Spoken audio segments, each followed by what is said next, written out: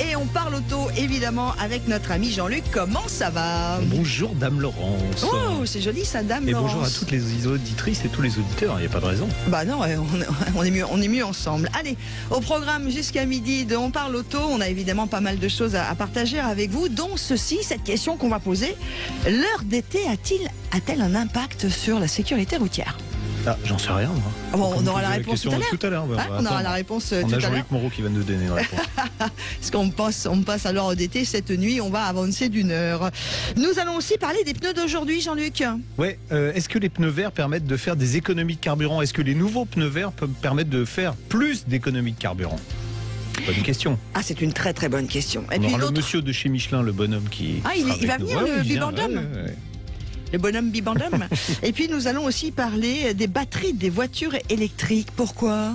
Et oui, est-ce que construire une batterie électrique, ça nécessite plus de matières premières que ce qu'on va utiliser dans la vie d'un véhicule thermique qui fonctionne avec une énergie fossile? Et quand je parle de fossile, je parle pas de mes yeux. On avait compris. Merci beaucoup. Vous l'avez compris, ça roule. Pardon, on parle auto, c'est parti. Avec vous aussi au 0826 300 300. 0826 300 300. Vous nous rejoignez pour poser vos questions pratiques sur votre automobile, pour savoir avoir l'avis de Jean-Luc sur quelle auto choisir. Ce sera à 11h50. Et vous êtes de plus en plus nombreux à être en notre compagnie. Donc vous pouvez nous rejoindre sur Facebook, bien sûr, où vous nous retrouvez en direct au 0826 300 300, et nous avons dépassé les 300 000 viewers sur YouTube, abonnés. Merci à tous de votre confiance qui est plus en plus grande, et de la famille Sud Radio qui s'agrandit. Sud Radio, 11h midi, on parle auto, Laurence Perrault, Jean-Luc Moreau. Et c'est la question pratique avec laquelle on commence notre rendez-vous On parle auto. Bonjour Frédéric. Bonjour. Bonjour Frédéric. Comment bonjour ça va? Laurence, bonjour. Oui, très très bien. On est sous le soleil en Bretagne. Je sais que Jean-Luc aime beaucoup la Bretagne. Mais vous savez quoi, Frédéric, j'étais en Bretagne cette semaine, il a fait un temps magnifique, la météo disait il va pleuvoir, je suis arrivé, il y avait 2-3 nuages, et le lendemain matin c'était tempête de ciel bleu. J'étais à Saint-Malo, il faisait un temps mais il pleut pas entre deux gouttes en Bretagne. C'est ce qu'on dit en Bretagne, il pleut que sur les... Oui, voilà. C'est pas une vraie bande de menteurs. Vous avez vu les beaux artichots que vous avez et les choux-fleurs? Non mais... Non, je me suis régalé, j'ai mangé des crêpes, on s'intéresse personne, du bar de alors ça vigne. c'est Ferniaud, et c'est le dimanche à 10h. Bon, d'accord. Place du marché, quand on parle gastronomie. Allez, on y va pour votre question. Oui, j'ai une question qui me trotte depuis pas mal de temps, et je voulais quand même avoir l'avis de Jean-Luc. J'ai une Ford Focus 1 litre EcoBoost, donc de 100 chevaux, de juin 2014, et à l'heure actuelle, en fait, sur les conseils de Jean-Luc, je fais un plein 50% d'éthanol, 50% d'essence. Je fais 2 pleins comme ça, et le troisième, je mets du 95. Donc je vois 100% 95. Et il y a combien de temps que vous faites ça?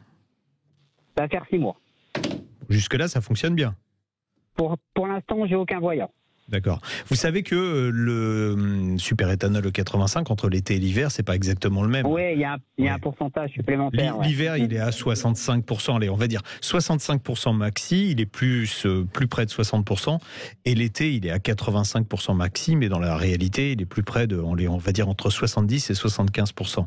Donc il faut dans votre mélange que vous faites prendre en compte ça, c'est-à-dire l'été éventuellement mettre un tout petit peu moins. Alors la chance que vous avez, c'est que le moteur Ford, l'EcoBoost, c'est un des moteurs qui accepte le mieux l'éthanol. Sans modification. Voilà. Sans modification. Ce qui ne veut pas dire que quand Ford vous vend, vous avez vu, il y a une nouvelle gamme de modèles à éthanol qui va sortir. Ça ne veut pas dire que Ford va aller commercialiser tel quel. Ils ont fait quand même des modifications. Il faut être prudent. Et je le dis pour ceux qui font les apprentis sorciers en mélangeant comme ça de l'éthanol avec le carburant, ou même ceux qui roulent avec des boîtiers.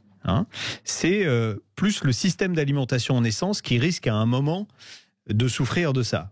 En particulier les pompes à essence, principalement sur les modèles où les pompes à essence sont immergées. Être immergé dans l'alcool, ça n'a jamais été très bon. Ouais. Que ce soit pour une pompe à essence ou que ce soit pour n'importe qui d'ailleurs. Si vous voyez les bestiaux qui sont dans des bocals de formol, c'est pas terrible non plus. C'est clair. Voilà. Donc non, ce que vous faites là, c'est parfait. C'est-à-dire rouler de temps en temps avec de l'essence, c'est très bien. Ce que vous pourriez faire pour continuer à rouler 50-50, pratiquement tout le temps, c'est rajouter un petit additif qui va permettre de lubrifier. Parce qu'en fait, l'alcool pose un problème parce que l'alcool, on voit bien quand on nettoie nos carreaux, on utilise des produits avec de l'alcool, c'est un excellent dégraissant, l'alcool. Donc le problème, c'est que dégraissant et lubrification, ça va pas bien ensemble. Donc aujourd'hui, il existe des produits, alors il y a plein de fabricants qui en font, qu'on peut rajouter en petite quantité au moment où on fait son plein d'éthanol et qui vont éviter ce genre de problème, qui vont éviter le grippage de la pompe à essence, qui vont éviter éventuellement le grippage des injecteurs. Donc si vous voulez rouler tout le temps, à partir du moment où votre moteur l'accepte, c'est-à-dire que vous n'avez pas eu d'alerte au tableau de bord, ça veut dire que tout va bien. Pour lui, il n'y a pas de souci.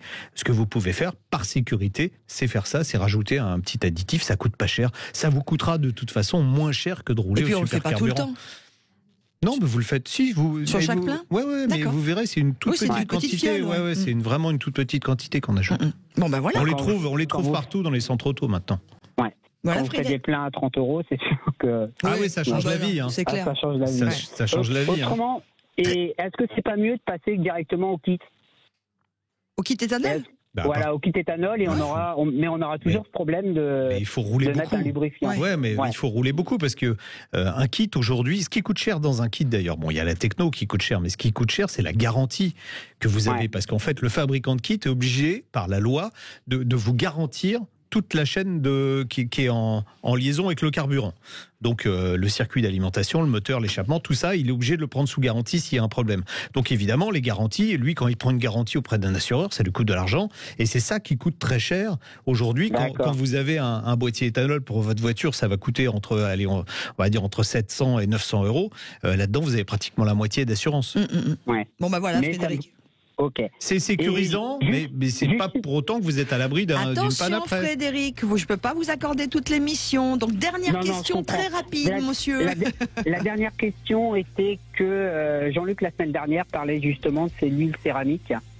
Et alors vous pouvez faire ça, mais vous avez vu, ça coûte chaud. Ouais. Puis on va pas faire de la pub toutes les semaines pour eux, quoi. Non. Et du coup, moi, je suis avec moi, la vidange, c'est une fois par an. Donc vous me préconisez à peu près 10 mois. Eh ben exactement, voilà. Je reste à une fois par an, ça suffit. Une fois par an, c'est très bien. Eh ben c'est super. Bon Fred, passez un super week-end en Bretagne. Vous avez de la chance. Mais on est bien partout, y compris sur Sud Radio. Il va faire beau ici. Vous pouvez écouter Sud Radio d'ailleurs en Bretagne aussi sur les applications Sud Radio. Vous pouvez nous retrouver régulièrement sur la chaîne YouTube. Bravo, nous sommes plus de 300 000 abonnés. On adore. Et puis bravo à vous surtout. Et puis sur tous les DAB dans les nouveaux véhicules. Voilà, partout où vous allez en France, les DAB+, les DAB. Digital, audio, broadcasting. C'est ça. Moi j'aime beaucoup ma voiture à la salle, mais je chope des stations, c'est génial. C'est obligatoire depuis, je crois que c'est depuis le mois de novembre sur 2020. Les nouveaux véhicules. Sur les nouveaux véhicules, c'est obligatoire. Allez, en tout cas Sud Radio, c'est dans votre radio, on y est bien. Et ben vous savez quoi, on y reste. Je vous rappelle que vous êtes les bienvenus avec nous sur la page Facebook de Sud Radio. Vous êtes déjà nombreux à nous rejoindre. Bonjour à Patrick qui nous dit nous sommes le soleil de Sud Radio. Merci beaucoup. Patrick, bonjour. Je vous écoute depuis la Bourgogne sous une météo mitigée. Mais continuez en tout cas, quoi qu'il en soit. Je peux rien faire sur la météo, mais je peux vous mettre du baume au cœur si vous en avez besoin. Alain nous dit qu'il est lui à Nice. Voilà, vous êtes de plus en plus nombreux à être avec nous. Merci beaucoup. Alors, nous allons dans quelques instants vous proposer un sujet qui est assez surprenant. L'heure d'été a-t-elle un impact sur la sécurité routière? Mais je voudrais aussi vous rappeler que nous allons avoir à partir de 11h50 votre rendez-vous. Je choisis mon auto avec les bons conseils de Jean-Luc Moreau. Est-ce qu'on aura un jour je choisis mon cadeau d'anniversaire pour Jean-Luc Moreau? Eh ben c'est quand votre anniversaire? Encore faudrait savoir. Au mois de juin. Ah bah c'est pas tout de suite, on a le temps. Pas tout de suite, mais il faut commencer à faire des économies. J'ai des idées déjà. Mais est-ce qu'on peut faire des cadeaux sans argent? Regardez par exemple mon amitié, ça n'a pas de valeur. Oui, c'est vrai. Mais c'est important. Partout. Allez, tout de suite, on parle de sécurité routière. Sud Radio, on parle auto et de sécurité. Avec Sécuritest, prenez rendez-vous en ligne pour votre contrôle technique dans un de nos 1000 centres sur securitest.fr. Et là, la question que vous nous posez ce matin, notre ami Jean-Luc, l'heure d'été a-t-elle un impact sur la sécurité routière, puisque nous allons passer à l'heure d'été la nuit prochaine? C'est vrai qu'il va faire jour plus tard le soir, même si on a déjà commencé à sentir des petits changements. Ça va permettre de prolonger l'apéro à l'extérieur. Pas plus de 6 personnes. Vous allez prendre l'air plus longtemps alors. Oui, c'est l'heure de l'apéro, c'est aussi moi. Et c'est aussi sur Sud Radio. La mauvaise nouvelle, c'est qu'on va dormir 1 heure de moins cette nuit. Bon, ok. Est-ce que ce changement, comme c'est le cas d'ailleurs, Jean-Luc, pour le passage à l'heure d'hiver, a des conséquences et augmente le nombre d'accidents sur les routes? Pour rappel, Laurence, le passage, alors vous étiez toute petite quand ça a été instauré en France, et après le choc pétrolier en 73-74, et c'était pour faire des économies d'énergie. Bon, honnêtement, on s'est rendu compte que c'est pas très efficace. Et en revanche, les études ont démontré que le passage à l'heure d'hiver s'accompagnait d'une importante augmentation de la mortalité des piétons. C'est plus 42%, donc c'est juste énorme. Alors, du coup, concrètement, est-ce que ça veut dire que l'inverse est vrai également? Donc, le passage à l'heure d'été diminue le nombre de piétons inversés? En tout cas, c'est ce que le Parlement européen et puis certains États membres de l'Union ont décidé d'examiner pour évaluer si, oui ou non, il fallait supprimer ce changement d'heure. Alors, concrètement? Alors, s'il y a bien des éléments concluants pour dire que le passage à l'heure d'hiver est une catastrophe en matière de sécurité routière, vous avez eu plus 42%, ouais, c'est juste énorme. En principe, le passage à l'heure d'été devrait être favorable. C'est la question qu'on se pose. Après, on peut se dire, il y a une privation de sommeil qui est liée à l'avancement de l'horaire. On va dormir 1 heure de moins demain. Donc, est-ce que, en étant plus fatigué le matin pour partir au boulot, il y a un risque d'accident accru. Dans le même temps, le soir, on a une clarté supplémentaire. Donc, ça va contrebalancer le manque de sommeil. Et puis, dans le même temps, juste petite précision supplémentaire, on est maintenant 19 départements à être confinés, donc couvre-feu à 19h. À partir de 19h, ouais, c'est vrai. 6h du matin, 19h, bref. Si je comprends bien, le passage à l'heure d'été ne provoque pas plus d'accidents, en fait. Non, effectivement. Alors, pour moi, ce que ça met en lumière, c'est qu'il vaudrait mieux rester à l'heure d'été pendant la période hivernale, du strict point de vue de la sécurité routière. Ce maintien de l'heure d'été aurait pour effet de raccourcir la période d'obscurité à un moment critique pour tous les usagers, c'est-à-dire l'heure de pointe du soir, un moment de la journée où la mauvaise visibilité se cumule à la fatigue du travail. C'est le soir que c'est dangereux, en fait. Donc s'il y avait plus de clarté le soir au moment où on sort du boulot, il y aurait moins d'accidents l'hiver. Donc il faut garder l'heure d'été. Très bien. C'est tout? Oui, okay. Il faut garder l'heure d'été. Mais toute l'année? Exactement, toute l'année. En matière de sécurité routière, ça serait un vrai bénéfice. Vous savez que les Européens, normalement, on aurait dû, s'il n'y avait pas eu le Covid, on aurait dû cette année s'attaquer à ce gros chantier-là pour garder la même heure toute l'année et arrêter ce changement d'heure qui est devenu stupide.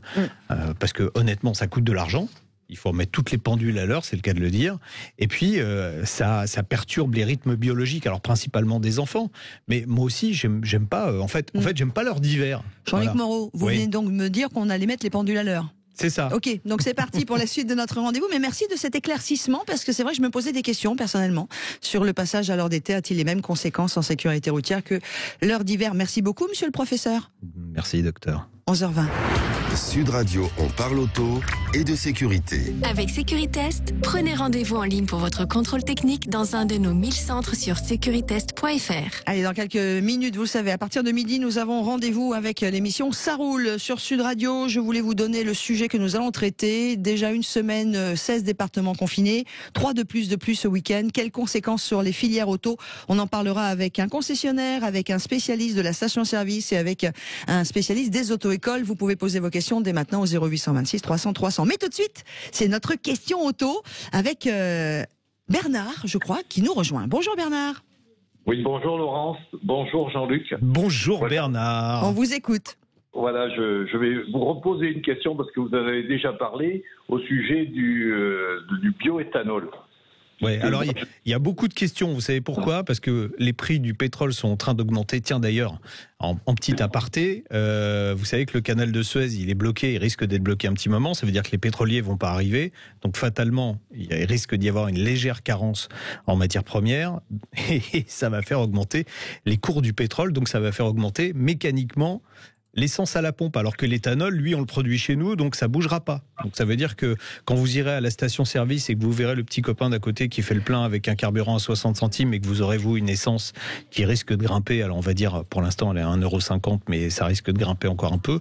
Quand vous aurez 1,60 € et 60 centimes à côté, c'est-à-dire 1 € de différence, je pense que légitimement, plein de gens vont se poser la question, est-ce que je peux rouler avec l'éthanol avec ma voiture à essence? Donc voilà, c'est ce que vous voulez faire, c'est ça?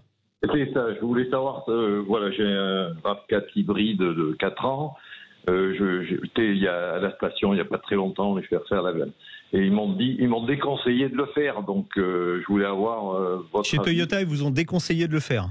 Oui. Ouais, bon. Voilà. Écoutez, moi je me suis battu avec Toyota pendant presque un an pour essayer de leur faire admettre que c'était une bonne idée de monter même dans les concessions des kits en aftermarket, donc des kits qui seraient homologués pour pouvoir rouler à l'éthanol. Pourquoi ? Parce que les moteurs Toyota qui ont un type de fonctionnement assez particulier qui s'appelle le cycle Atkinson, alors c'est technique, hein, acceptent très bien l'éthanol. Ça marche très bien. Et d'ailleurs, il y a j'avais l'exemple d'une société qui a des ambulances et des taxis qui est du côté de Montpellier. Ils ont un parc de véhicules, il doit y avoir une quarantaine de véhicules qui parcourent alors des dizaines de milliers de kilomètres par an, et au total je crois qu'ils sont à plus de 4 millions de kilomètres maintenant avec zéro panne, et ils roulent à l'éthanol, hein. Alors ils ont des boîtiers sur leurs véhicules et ils roulent toute l'année à l'éthanol et zéro panne. Et alors j'ai mon expérience perso, j'ai une Toyota Yaris hybride qui roule à l'éthanol. Ça fait quoi ? Ça fait 3 ans et demi qu'elle est équipée. Zéro souci. Hein. Ouais. D'accord. Bon. Mais il vaut mieux mettre un kit que de faire comme le précédent monsieur qui vous a appelé, que de mettre de temps en temps de l'éthanol. Alors, Vaut mieux mettre un boîtier. j'ai aussi mon expérience perso de ce côté-là. J'ai un Lexus RX 400H, donc on peut considérer que c'est une Toyota, puisque Oui. c'est les mêmes technologies. Je roule avec de l'éthanol, je roule à 50-50 avec de l'éthanol sans boîtier. Et il n'y a absolument aucun problème. Hein. Et ça fait un petit Ça n'attaque pas du tout les joints au fur et à mesure, rien du tout. Non. D'accord. Non, ça marche très bien. Il faut juste de temps en temps rouler un peu à l'essence. Alors, ce que je conseille aux gens qui n'ont pas de boîtier, c'est quand il fait froid, éviter de mettre de l'éthanol, parce que là, sur les démarrages à froid, ça posera un problème. Mais vous vérifiez simplement l'état d'une bougie. Vous roulez un peu à l'éthanol, vous vérifiez l'état d'une bougie pour voir si elle est trop blanche. Surtout, vous arrêtez. Ça veut dire que risquez d'avoir des pannes. Mais si c'est pas le cas, de temps en temps, un petit lubrifiant, comme j'ai dit tout à l'heure, dans le carburant, ça suffit. Mais dans votre cas, tout dépend du nombre de kilomètres que vous faites, en fait. C'est un calcul de rentabilité. Bon, ben voilà. Parce que le boîtier, c'est la sécurité, mais si vous faites 15 000 km par an, vous le rentabiliserez jamais. Bon, bien, merci beaucoup pour la réponse. Et merci je vous en prie. À Sud Radio, et merci pour tout ce que vous faites. Eh ben de rien, on est là pour ça, et merci à vous d'être là aussi, hein, puisque Heureusement c'est que les un vrai auditeurs bonheur. disent Sud Radio, parce que moi je me rends compte, moi j'oublie de le dire. Moi je le dis, souvent. Ouais, souvent. Ouais. Puis, en plus, Sud je dis Radio, souvent Sud Sud Radio. Radio, parlons vrai. Ouais. Ouais. Parce qu'il faut dire Sud Radio, parce qu'on parle vrai sur Sud Radio, et même quand on parle auto avec Jean-Luc Moreau, on parle vrai. On parle voiture, on parle Mais vroom, c'est ce qui vroom. compte. Vous savez, Eh oui. sur le long terme, Laurence, ce qui compte, c'est justement de dire la vérité aux gens. Mais exactement. Et tiens, et puis Même aussi, si c'est pas spectaculaire des fois. mais bien évidemment. Mais par contre, ce qui est bien aussi, c'est de donner des cadeaux aux gens, non ? Et c'est le cas dans notre rendez-vous, comme toute la semaine. Qu'est-ce que je vais voir comme cadeau ? Pas toi. Non, pas vous. ouais. Non, mais c'est pas aujourd'hui votre anniversaire. Puis Jean-Luc, moi, je préfère gâter nos amis auditeurs qui sont avec nous. 300 000 maintenant abonnés sur la chaîne YouTube de Sud Radio. Ça nous fait plaisir. Alors, on continue de vous gâter. Et avec notre partenaire Mon Album Photo, eh bien, je vous offre ce matin, toute l'équipe d'ailleurs, hein, des matinales week-end, des grands week-ends vous offre 150 €. Vous avez bien entendu, 150 €. Ou pour faire des livres photos personnalisés, ou pour personnaliser des produits, hein, sur le site monalbumphoto.fr, pour immortaliser sur papier vos plus beaux souvenirs. Pourquoi pas votre voiture préférée, monsieur Jean-Luc Moreau. Voilà. Non, mais vous savez, Laurent, j'ai fait justement sur mon album photo Eh ben voilà. des bouquins, parce que j'ai eu la chance de participer au Mauritius Classic Tour. Alors là, il y en a plein qui vont se dire. Au mois de novembre. Au mois de novembre 2019, donc juste avant la catastrophe sanitaire. Bon, l'île Maurice, c'est pas terrible, quoi. Non, il mais fait ça pas va beau, pas. Il n'y a pas de belles plages, les gens sont pas gentils, Ah, j'adore. on n'était pas avec des belles voitures. Donc On mange pas bien du tout. Voilà, donc je me suis dit, tiens, on va immortaliser. Et du parce coup que les photos, on les regarde pas sur l'ordi. Et du coup, vous avez. Donc j'en ai fait éditer plein pour offrir. Bah super. Mon album photo, on offre 150 €. Aujourd'hui, bon d'achat grâce à Sud Radio et à toute l'équipe, bien évidemment. Comment faire ? Vous appelez tout de suite le 0826 300 300. Et comme il est 11h25, allez, le 11e appel gagne ces 150 € en bon d'achat à valoir sur monalbumphoto.fr. Et vous pouvez nous suivre, bien sûr, sur la page Facebook de Sud Radio. Alors, Il y a un tel succès sur Sud Radio, vous êtes maintenant 300 000 abonnés sur YouTube. Non, c'est pas ça, c'est que du coup on est obligé de faire l'émission de façon anonyme. Donc il ne faut plus qu'on nous reconnaisse. On va devenir des stars. Non, on rigole évidemment. On avait envie un petit peu de souffler, de mettre un peu de folie dans cette antenne et dans nos vies un peu compliquées avec cette pandémie. Bref, allez, à suivre. Vous le savez que à normalement 11h50, Jean-Luc Moreau vous aide à choisir votre future auto. Donc vous n'hésitez pas. Vous m'envoyez un chèque, je m'occupe de tout. De l'achat de la voiture, vous m'envoyez un chèque de 50 000 et c'est moi qui m'occupe de l'achat de la Twingo, de l'immatriculation, de tout. Je la lave, je vous la porte. Alors Jean-Luc Moreau, vous êtes peut-être un spécialiste auto, mais il y a des choses. Un escroc aussi. C'est ça, voilà, parce qu'une Twingo à 50 000, purée, faut la tuner. Hein. Vous l'avez tunée, votre bagnole. Dites-moi, non, si vous avez besoin de changer votre voiture et vous avez besoin de conseils avisés, vous nous appelez au 0826 300 300. Quelle auto choisir? Le rendez-vous est donc à 11h50. Mais tout de suite, eh bien, nous allons parler des awards de l'automobile. Sud Radio, 11h midi, on parle auto. Laurence Perrault, Jean-Luc Moreau. Et on accueille Lionel Robert, qui est organisateur entre autres des Awards. Bonjour, monsieur Robert. Bonjour, monsieur Lionel Robert. Comment ça va? Bonjour Laurence, bonjour, très très très bien, avec ce beau soleil. Rose qui nous vient de Bretagne, a priori, parce que j'ai compris. C'est moi qui l'ai ramené en fait. Non, mais c'est ça. J'ai ramené en train de Bretagne. Mais il y en a partout, hein. Nos amis du sud, de Toulouse, ils l'ont aussi le soleil. Hein. Ouais, mais oui, ils sont habitués. C'est pas pareil. D'ailleurs, il devrait y avoir je pense, une fiscalité qui tiendrait compte de l'ensoleillement. Mais par contre, on va parler de ce qui brille avec les awards de l'hôtel, ensoleiller ce grand rendez-vous. Ouais, en fait, en plus, Sud Radio est partenaire des awards de l'automobile, donc c'est un rendez-vous qu'on aura tous les mois avec Lionel, avec un peu d'actu. Lionel, donc déjà, il y a un nouveau constructeur qui arrive dans les awards cette année. On va en parler. Parce que ils sont chauds pour le good deal, hein, sans doute. Ah, ça, c'était une ancienne émission de télévision, ça. C'est vrai. Non, c'est aussi une catégorie des Automobile Awards qui récompense en fait la voiture la plus méritante à moins de 20 000 euros. Voilà. Ah oui. Et là, on a effectivement un sérieux candidat, puisque pour la première fois dans l'histoire des Automobile Awards, la marque Rolls-Royce s'est inscrite. Non. Ouais. Alors, à 20 000 euros chez Rolls, on a quoi, une portière? Non, juste ça. Oh, juste 2-3 infos. En fait, vous savez, la gamme Rolls, ça débute avec la nouvelle Ghost, en l'occurrence, hein, et on est à 300 000 euros pour culminer avec la Phantom Extended Base, comme on dit, donc la version châssis long. On est à peu près à 540 000. Évidemment, hors malus, bien sûr. Maintenant, je ne sais pas si vous pouvez éventuellement y installer un kit éthanol dont vous parliez il y a 5 minutes pour faire quelques économies à la pompe. Mais ça fait rêver comme nom. Ça fait rêver comme nom. Rolls-Royce qui participe aux Awards. On adore dans la catégorie des bonnes affaires. Moi, j'adore. Ouais. Moi, je voterais pour la salle Ghost. Non, Laurence, soyons sérieux 2 minutes. Non, ce sera évidemment pas cette catégorie qu'ils pourront prétendre, bien sûr, mais il y a des catégories telles que la supercar ou le concept de l'année ou le design, où la marque a toute légitimité à concourir, évidemment. Et ça reste quand même la voiture la plus prestigieuse du monde. Quoi. On va être d'accord, Lionel, dans une vie d'automobiliste, c'est bien de monter au moins une fois, même en passager, dans une Rolls, parce que c'est vrai que c'est inimitable. Quoi. Même si les constructeurs allemands ont réussi à se rapprocher, il manque un petit quelque chose. Quoi. Une Rolls, ça reste une Rolls. Vous l'avez déjà fait, monsieur Moreau? Oui, j'en ai déjà conduit pas mal. J'ai déjà pas mal roulé en Rolls. Oui. Moi, non, jamais. Il en a même dans son garage, je crois. Non, mais c'est vrai que l'expérience Rolls, elle est surtout inouïe à l'arrière. Oui, c'est vrai. En passager, oui. En passager. Pourquoi? Parce qu'il y a beaucoup de place. Moi, je connais pas du tout. Je suis jamais monté dans une Rolls. Parce qu'il y a un confort. On est dans un cocon, en fait. On a l'impression d'être dans son salon. C'est vrai que c'est. Non, c'est cool. Vous nous avez fait. Je sais pas. À l'époque, on disait il y a 10 vaches dans chaque Rolls. Bon, il y a 10 vaches, un âne au volant, un tigre sous le capot. C'est une ménagerie. Donc ça c'est pour Rolls. Ok pour les Awards. Mais alors.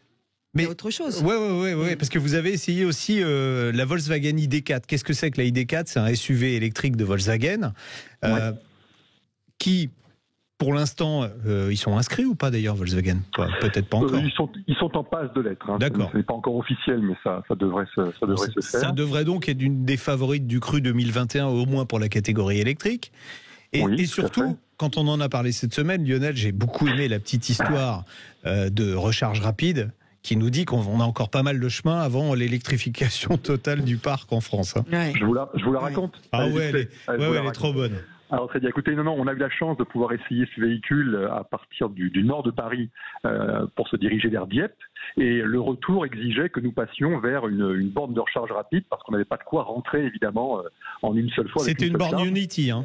Alors, donc on s'est arrêté à la Unity d'Abbeville, très précisément.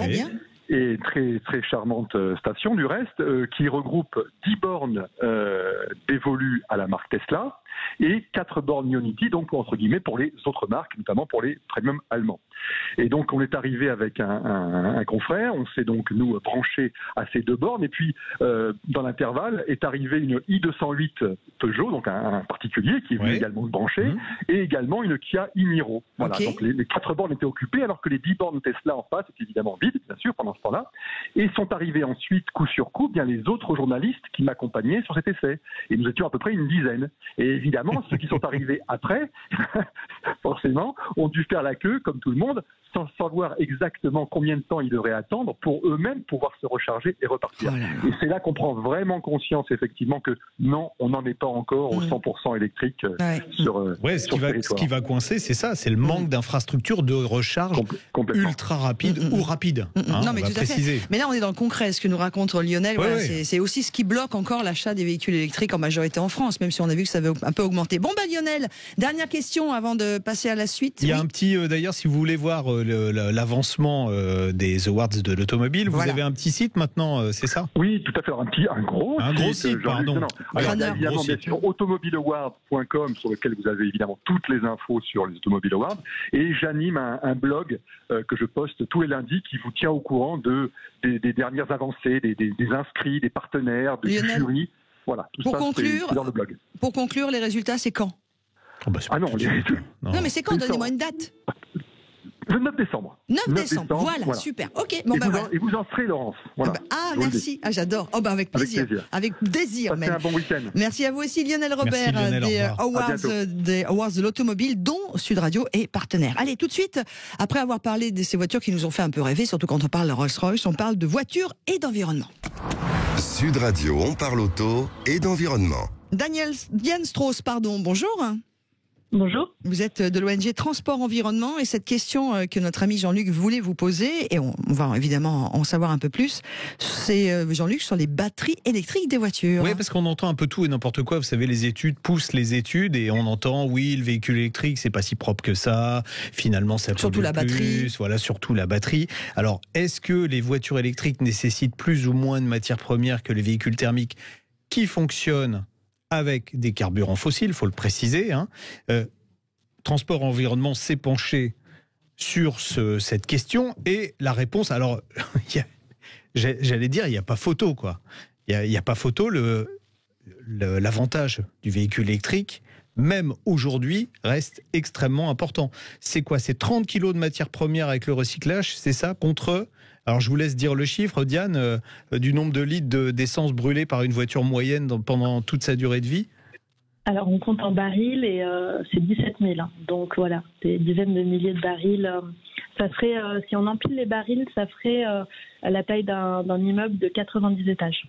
Mais là, vous faites une comparaison, excusez-moi si je vous suis bien. Matière première. Donc d'un côté, qu'est-ce qu'il faut? Il faut 30 kilos de matière première pour faire une batterie électrique. Et là, vous la comparez sur la construction d'une batterie électrique à une vie complète d'une voiture thermique. Non, mais matière première, le carburant, c'est une matière première. Oui, mais du coup, à partir du moment où il est issu du pétrole. Alors, est-ce que vous comprenez ma question? Oui, Diane, allez-y. Je peux clarifier. Oui, tout à fait. En fait, on compte en cycle de vie pour les deux. Donc, les 30 kilos de métaux qui vont être perdus aujourd'hui, c'est après le recyclage de la batterie, de la voiture, voilà. Donc on compte tout ça. On compte le réutilisage de la batterie, le recyclage de la batterie en cycle de vie, et ces 30 kilos, ça va être les 30 kilos qu'on ne va pas pouvoir récupérer parce que les taux de recyclage sont encore trop faibles actuellement. Et ce qu'il faut bien comprendre, c'est que ces taux de recyclage, ils vont s'améliorer avec le temps. On a une loi européenne qui est en train d'être passée et qui est en train de fixer des seuils beaucoup plus ambitieux de recyclage. Donc, d'ici à une dizaine d'années, ces 30 kilos devraient être réduits en fait à une dizaine de kilos. En plus, la technologie des batteries évolue, et ces métaux qui posent problème aujourd'hui, en particulier le nickel et le cobalt, c'est vraiment les deux qui posent le plus de problèmes, diminuent progressivement avec les nouvelles générations de batteries, et on a même des générations de batteries qui sont dans les labos en ce moment, qui se passent complètement de tout ça. Donc ça veut dire qu'on va pouvoir, en fait, on peut améliorer encore nettement le bilan d'un véhicule électrique, alors que celui d'un véhicule thermique, en fait, on est pratiquement au taquet, quoi. Oui, parce que Diane, effectivement, et Jean-Luc, ce qu'on croit, nous, grand public, alors pas nous sur Sud Radio puisqu'on parle vrai, mais ce qu'on croit généralement, c'est que la batterie électrique va abîmer des terres à l'autre bout du monde, alors que nous, on nous dit que chez nous, du coup, on roule propre, mais on a abîmé des terres, on n'a pas été propre autre part pour ces fameux métaux. Alors il y a un vrai problème, on est d'accord, Diane. Aujourd'hui, il y a un problème. Alors, je pense qu'il faut clarifier des choses. Déjà, on entend souvent qu'il y a des terres rares dans les batteries, donc c'est pas du tout nécessaire qu'il y ait des terres rares. Et en effet, l'extraction des terres rares peut être polluante, mais là, il n'y a pas nécessairement de terres rares dans une batterie. Il y a des métaux comme le nickel, le cobalt, etc. Et le lithium, évidemment. Et le lithium. Voilà. Et en effet, l'extraction de ces métaux peut poser un certain nombre d'enjeux environnementaux, éthiques. Et la Commission européenne et l'Union européenne se posent vraiment cette question et donc a décidé de faire un texte qui est assez unique au monde, qui va forcer les constructeurs qui utilisent ces batteries à, tout au long de leur filière de leur batterie, à faire des audits externes et à appliquer un certain nombre de règlements de diligence, de responsabilité.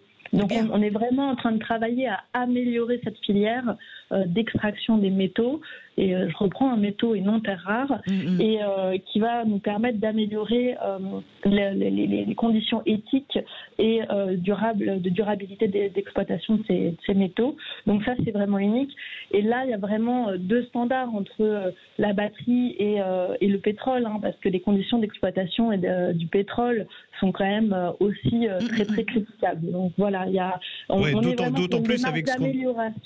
plus avec ce qu'on appelle les pétroles non conventionnels, les sables bitumineux, les schistes bitumineux, tout ça, ça pose aussi des vrais problèmes d'environnement. Après, c'est bien là parce qu'on tape sur les moteurs thermiques et sur les énergies fossiles, c'est bien aussi que, comme nous explique Diane, on commence à taper aussi sur qu'il y ait une vraie éthique pour les batteries électriques. C'est bien aussi qu'il y ait un vrai équilibre, en fait. Et en plus, ce qu'on devrait dire, c'est que le recyclage aujourd'hui, on recycle à peu près 95% des matériaux qui sont dans une batterie, va nous permettre en Europe, puisqu'on n'est pas producteur de ces métaux, va nous permettre en Europe de, entre guillemets, devenir producteur, donc d'être indépendant et de pouvoir fabriquer nos batteries. En tout cas, c'est bien. Merci d'avoir... On a fait le tour ou pas ? Oui, on a fait le tour. Alors vous pouvez le lire, il y a un rapport complet sur transport et environnement, je vous conseille d'aller jeter un œil, vous pourrez rentrer dans le détail. Non mais c'est bien d'agrandir notre champ de vision, voilà. Merci beaucoup, Diane Strauss. Du coup, on aura besoin de moins de métaux et on pourra vraiment les intégrer dans une économie circulaire. Et ça, je pense que c'est vraiment ce qui compte, ce qui est important. De toute façon, ce qui compte, c'est de continuer à faire attention à cette planète qui nous soutient. Exactement. Mais en faisant attention aussi aux hommes qui y vivent et en ne mettant pas tout le monde sur le bord de la route, puisqu'on parle auto. Merci beaucoup. Merci, Diane. Avec plaisir. Au revoir. Alors attendons, parce que là, vous savez où on va aller sur quelle route ? Je vous emmène sur la route du Var. Est-ce que vous venez avec moi, Monsieur Moreau ? La route du Var ? Oui. Qui c'est donc qui aurait donc gagné ce beau cadeau de mon album photo, Monsieur Jean-Luc Moreau ? Quelqu'un du Var. C'est pas vous. Bonjour Christine. Bonjour. À Saint-Cyr-sur-Mer, qu'est-ce que c'est joli. Ah, c'est bien ça. Oh, qu'est-ce que c'est beau. Vous êtes là-bas. Voilà. Oui. Moi, je faisais de la plongée là-bas, la plongée sous-marine. On y va ? Ouais. Dès qu'on est déconfiné en Ile-de-France, vous nous accueillez, Christine ? Oui, avec le club Aquanaut, vous faisiez de la plongée ? Exactement. Oui. Allez, bam, tout le monde sait tout, j'adore. Christine, eh bien, vous êtes la gagnante ce matin de notre grand jeu, Mon album photo, offert par Sud Radio. Je suis contente de vous avoir. J'aime beaucoup Jean-Luc Moreau. Voilà, je suis très contente. Et merci Tata Christine.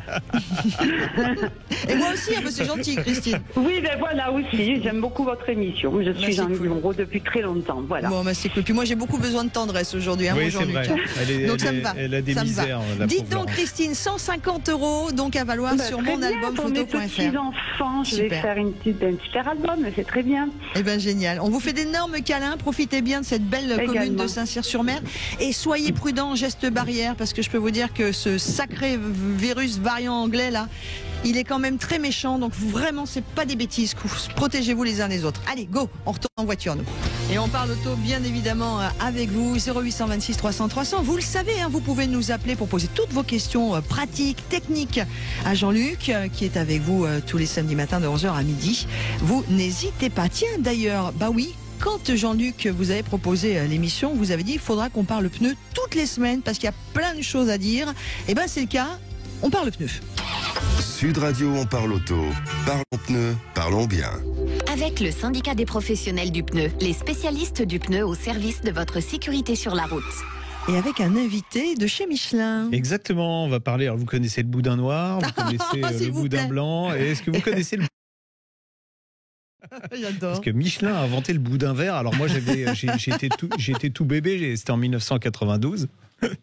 Et ça permet de faire des économies de carburant, mais il y a surtout une nouvelle génération de pneumatiques. Donc des pneus verts. Oui. Mais pourquoi on les appelle comme ça on va poser la question à Cyril Roger, qui est expert innovation chez Michelin. Bonjour Cyril.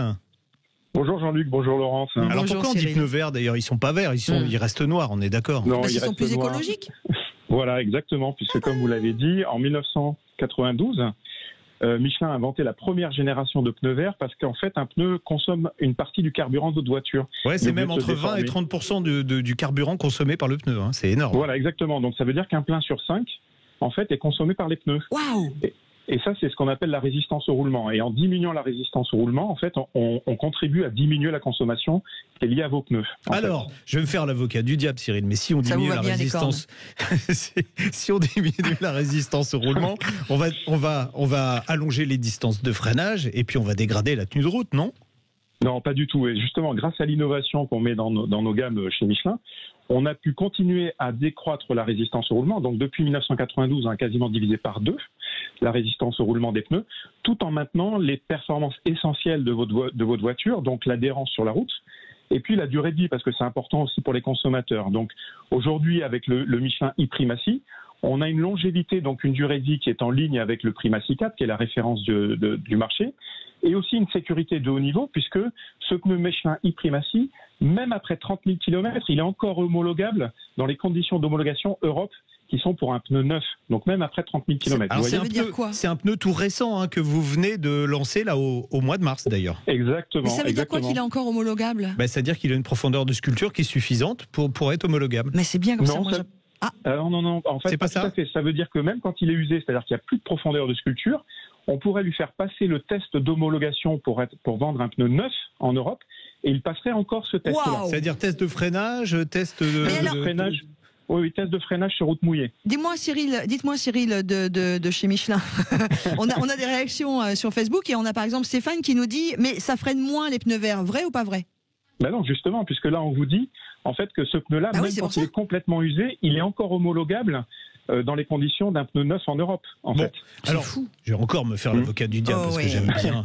Mais après les cornes, il y a donc là un pneu comme ça, comme le e-Primacy. Alors déjà, on sait qu'il y a que des pneus premium qui sont des pneus basse résistance au roulement. Ça coûte beaucoup plus cher. Est-ce que c'est vraiment rentable sur la durée de vie du pneu de payer 20 à 30% de plus au départ pour faire des économies d'énergie? Alors c'est vrai que si on le compare, donc le Michelin e-Primacy avec son homologue Michelin Primacy 4, en fait il est un tout petit peu plus cher. Par contre, effectivement, comme il vous permet d'économiser du carburant, donc 80 € sur la durée de vie du pneu, si vous mettez 4 Michelin e-Primacy sur votre voiture, vous allez économiser en moyenne 80 € et ça rembourse largement la dépense que vous avez faite au départ pour acheter un pneu e-Primacy. Alors ce pneu-là, on peut le monter sur les voitures thermiques normales, mais surtout on peut aussi le monter sur les véhicules électriques. Voilà, c'est un pneu qui est homologué pour un certain nombre de véhicules, on va dire classiques du marché, donc à la fois thermiques et électriques, puisqu'il y a 56 références du 15 pouces jusqu'au 20 pouces, donc vous voyez un étendue assez large. Et pour les véhicules électriques, en plus, on a une contribution supplémentaire, puisque là, il permet d'économiser, on va dire, 7% d'autonomie. Donc, pour un véhicule qui vous augmentez l'autonomie de 7%, c'est ça? Voilà, c'est ça. Pour un véhicule qui ferait 400 km, on va dire, avec sa batterie, puisqu'on vient de parler de ça juste avant, et on sait que c'est important, cette autonomie avec la batterie sur un véhicule électrique, là, vous pourriez faire presque 30 km de plus à isocharge. Alors, on va prendre un exemple très concret. Si j'ai une Zoé de première génération et que mes pneus sont usés, je peux mettre ce e-Primacy dessus? Voilà, vous pouvez... Il s'adapte, on a 56 dimensions, donc il s'adapte sur plein de véhicules, que ce soit thermique ou électrique. Et quelles que soient les conditions météo, il répond aux mêmes normes, et en tout cas, il a les mêmes effets. Il y aura les mêmes usures classiques. Voilà, il répond aux mêmes caractéristiques, puisque, comme je vous l'ai dit, il a une durée de vie équivalente au pneu Michelin e-Primacy 4, et il a aussi une sécurité de très haut niveau, Donc en fait, on peut le monter sur sa voiture. Ça reste un pneu été, bien sûr. On a le prix à peu près? Ouais. Et puis on le trouve où et combien ça coûte? C'est ça. Ça, c'est Monsieur Pernaut, mais il y a longtemps.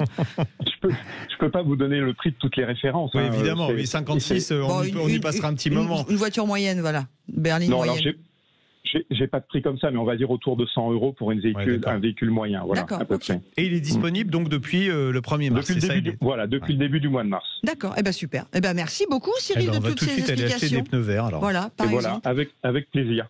Avec vous d'ailleurs, parce que plaisir, je crois qu'il est parti en week-end. Salut Cyril Roger, expert innovation chez Michelin.